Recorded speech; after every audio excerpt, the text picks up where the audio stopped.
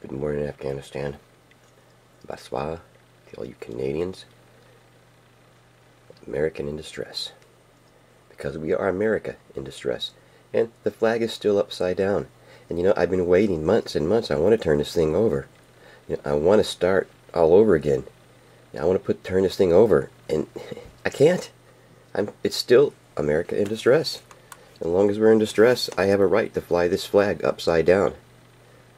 And expect some sort of response of rescue or, save for my comrades. Which I don't require that. It's just symbolic, okay? But here's a couple things in the news that weren't in the news. Okay, come on. Anytime now. They cut me off. Damn it. Oh, here it is. News from the UK. Double-dip recession. They announced yesterday officially that they had like how many quarters of only a couple or zero shrinkage, or didn't, I don't know how they officially on a paper it's in the double-dip recession. Now they've been in a recession or depression forever, and anybody living on the street knows it.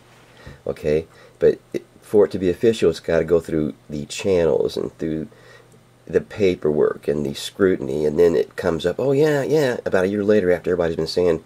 But now I know that I read that they have like 50% unemployment in Britain now, and it's just damn crazy over there. Now I didn't really read any of these stories, just the headlines, but they're just all up and down. And I saw about 15 minutes of the news this morning and about 15 minutes of the beginning of the world news last night, and not one mention. I'm just going to close this out and go to the next one. Here goes BBC Business. UK economy and double-dip recession. Now, how come that's not on the news in America?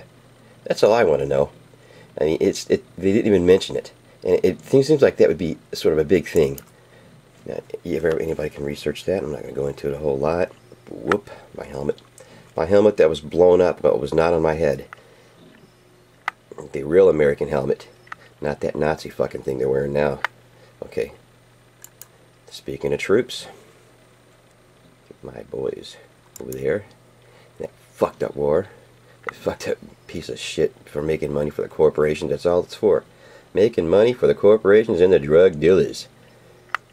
U.S. soldiers growing heroin with Geraldo Rivera, we all know that, back in 2011. But U.S. soldiers use and sell heroin while at war. And this is only the tip of the iceberg, man. You know, you can't put a bunch of 20-year-olds, especially people from the inner cities, L.A. and fucking Chicago, and put them in the middle of an opium field and expect nothing to happen, A bunch of boneheads. Well, that's just going to be fucked up, and it's just going to be just like Vietnam, a whole new group of rebels and people that can't cope with society and on fucking heroin. Okay, now we got the France. Now you have to look at Europe right now, and France is having their elections. Now I love France, man, because these guys have elections on Sunday, and then it goes. You have not just one election, but they give people time to think about it, and they have a second round, which is also, I believe, on a Sunday where nobody's working. Now why can't America do that? Why can't America vote for 2 days, or take a whole weekend for the entire 2 days and vote? That's what we have to start getting people to do. Or get our officials to do. This voting on Tuesday in the evening is freaking stupid.